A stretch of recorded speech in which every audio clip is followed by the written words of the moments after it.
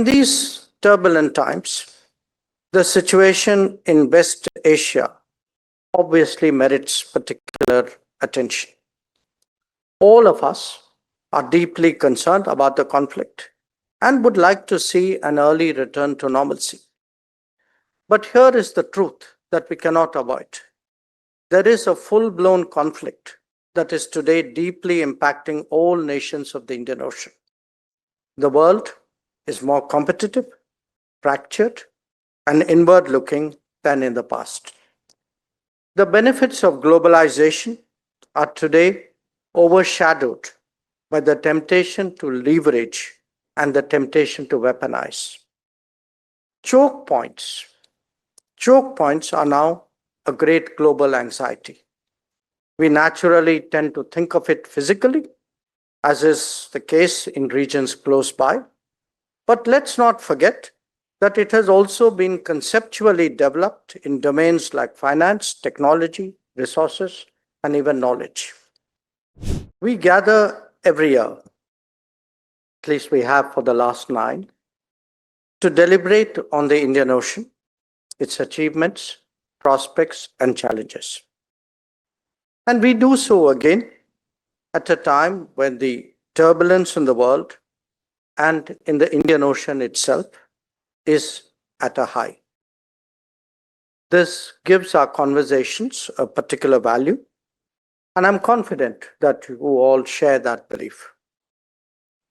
In this background, let me make 5 points that I hope you will reflect on during the conference deliberations. The first is an obvious one. I am stating the obvious, but nevertheless necessary today. And it is about the importance of the ocean. This is not just a framework in which we all exist, but an ecosystem. It is the resources on which we depend, the connectivity on which we thrive, and indeed the culture that we have built up over the ages. It is so fundamental that when this is disrupted, numerous aspects of life are impacted. We are seeing it today. The Indian Ocean must plan for stormy days while hoping for more sunny ones. 2, in the last decades, our focus was on overcoming the artificial barriers of the colonial era. This meant deeper regional cooperation, stronger economic linkages, rebuilding of connectivity, and revival of traditions. Last year, we deliberated at some length on these very facets. The spirit of the monsoons must inspire us to continue to work together. We must continue to advance this and not be distracted from our long-term goals. The world may be more fragmented, but we, the nations of the Indian Ocean, must seek to be more cohesive.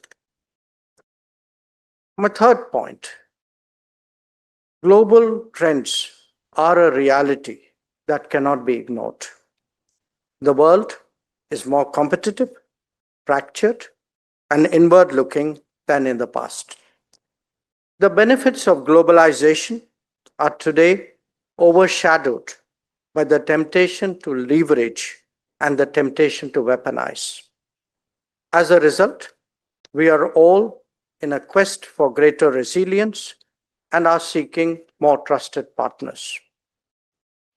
4, choke points. Choke points are now a great global anxiety.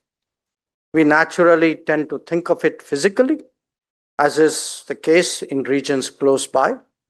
But let's not forget that it has also been conceptually developed in domains like finance, technology, resources, and even knowledge. Overcoming the controlled mindset is essential for the well-being of the international economy. And 5, not least, there is a call for deeper cooperation among the nations of the Indian Ocean. In many ways, it is a global South Ocean. Whether it is food, fuel or fertilizer shortages, whether it is responding to natural disasters, whether it is addressing the consequences of conflicts, the answer is increasingly in collective resilience. We in India have articulated it through our Mahasagar outlook and our neighborhood first policy. With those 5 points placed before you, let me stress today that we meet in a world marked by uncertainty and rapid change. The global order is undergoing a period of profound transition, shaped by shifting power balances, ongoing conflicts, economic fragmentation, and growing contestation. Nations increasingly prioritize security and resilience. And here is the paradox that the world confronts. The interdependence is getting deeper, but the competition is getting stronger. Navigating it is therefore getting tougher. In these turbulent times, the situation in West Asia obviously merits particular attention. All of us are deeply concerned about the conflict and would like to see an early return to normalcy. We firmly oppose the targeting of civilians, of infrastructure, and of commercial shipping. It is essential that navigation remains safe and unimpeded. The relevant point here is that each one of us has felt the economic impact of this conflict very deeply. When energy is scarce and expensive, it has an overarching implication for the entire society. When trade is constricted, this goes beyond business to livelihoods in different sectors. When fertilizers are more difficult to procure, its food security consequence is obvious. These have become the immediate challenges as we meet here in this conference. But there are underlying issues that we also need to address because there is no guarantee that such scenarios will not recur. So let me turn back to the Indian Ocean that we collectively inhabit. The vulnerability of the ocean only further highlights its centrality. We have to recognize that the pressures on the Indian Ocean are only growing. The takeaway here is the urgency with which we seek solutions, the importance in convincing the international community of that pressing requirement. It can no more be business as usual. Friends, we have over multiple conferences been discussing non-traditional challenges in our maritime space. But here is the truth that we cannot avoid. There is a full-blown conflict that is today deeply impacting all nations of the Indian Ocean. Moreover, there are gray zone activities that span the spectrum between the traditional and the non-traditional. We all saw and we all felt the consequences when shipping in the Red Sea was disrupted in the last few years. So the bottom line is that the spectrum of challenges has become wider and more seamless, and unfortunately also more serious. Our stewardship cannot ignore this. No single Indian Ocean state, however capable, can preserve and protect the maritime space alone. The complex challenges demand a shared commitment, one that is rooted in cooperation, in transparency, and above all, in respect for international law.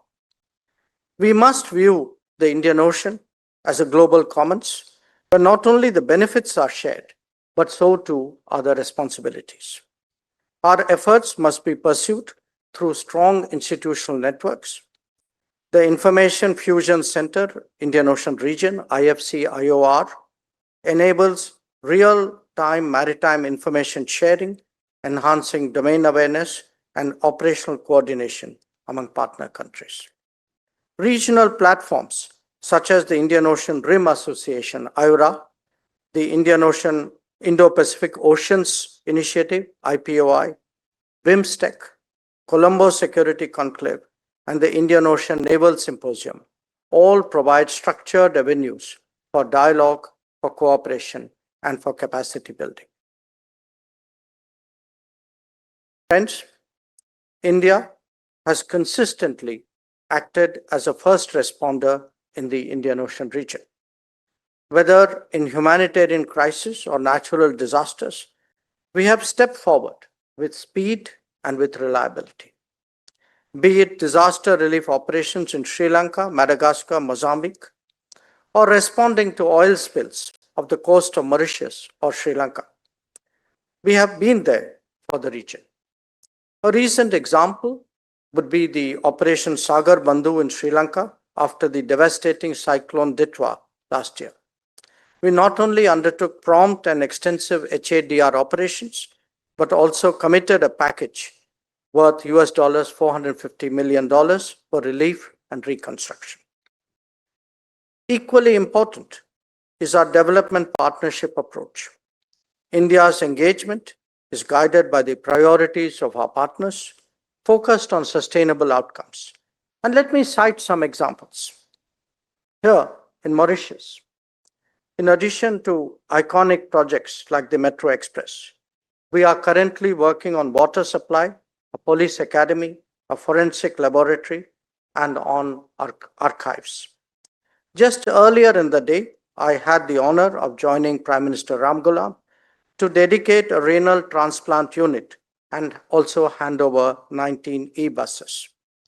The recent special economic package, which we have finalized, contemplates 8 significant initiatives in health, transport, and infrastructure.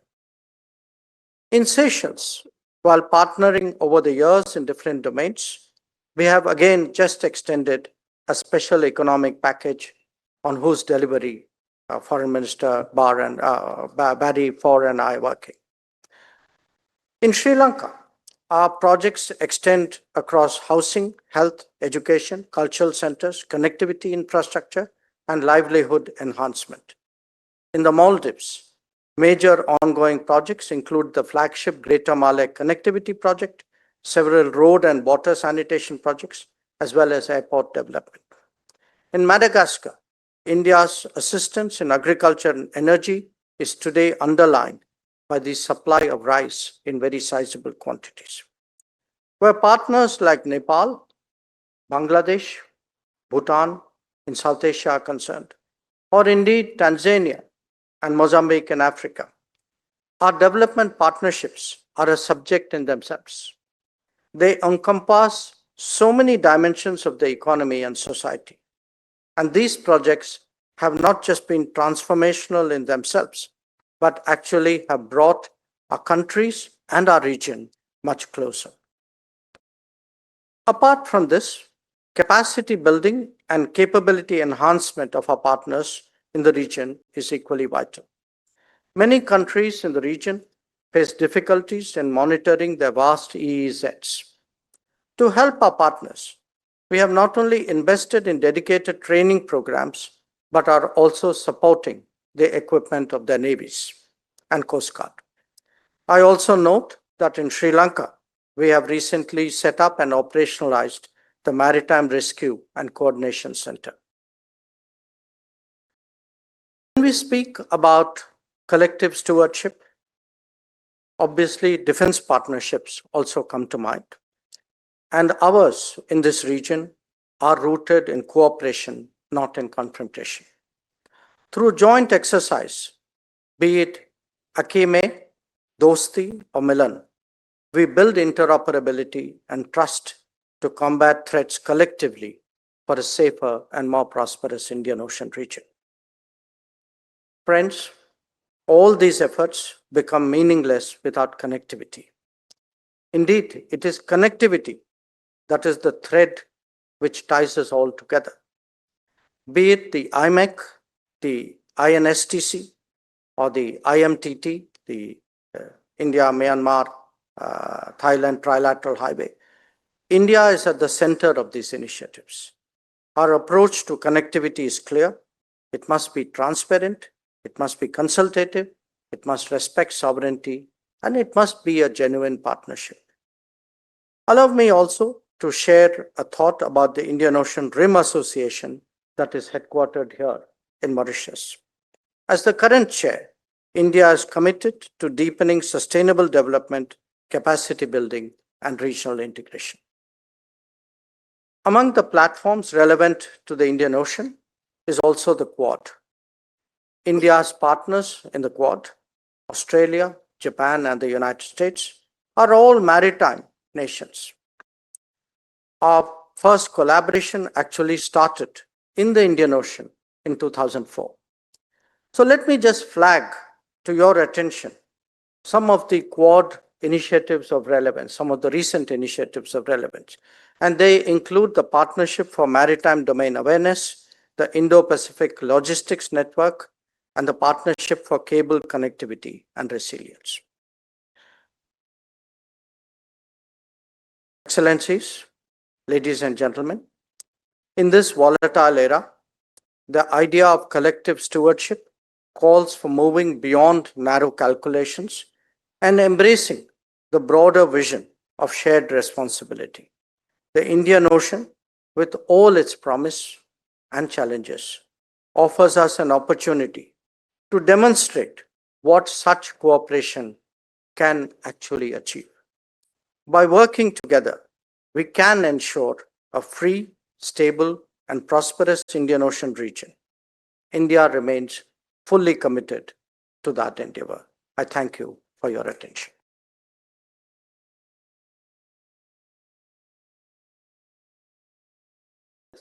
I had also made a commitment to Ram Madhavji, which he just reminded me. As you saw from the video, from the presentation, the Indian Ocean Conference has traveled these 9 years to 9 different countries. Next year, I very much hope that it would come to India.